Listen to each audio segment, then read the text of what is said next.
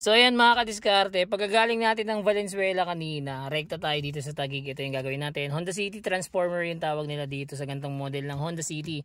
Ayan, parang 2008 or 2009 hanggang 2013 yata yung Honda City na to. So yung pagbaklas nito mga kadiskarte, tanggalin nyo muna yung mga kable sa loob. May kable kasi yan dito sa loob. Ayan, ito.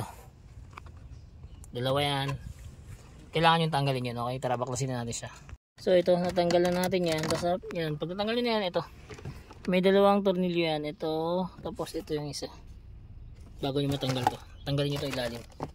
Mga kadiskarte, nabaklas na natin. Ito, nakikabit na natin yung harness kasi plug and play. Ito yun, bubuhin na natin yung Android natin. Yan. Ayun yung luma nyo. So ayan mga kadiskarte, tapos na tayo. 10 inches Android sa gantong Honda City Transformer. Yan. Sa mga gusto po mag-avail, DM nyo lang ako. Ito nga pala yung kasama sa package natin, reverse camera. Ayan. Tapos, ito, pwede ka na rito mag-Waze, Netflix, YouTube, Google Maps. Meron na rin itong Apple CarPlay and Android Auto. Ito yun. Ayan. Sa mga gusto po mag-avail, drop message lang. Meron na rin siyang USB port, dalawa. Ito.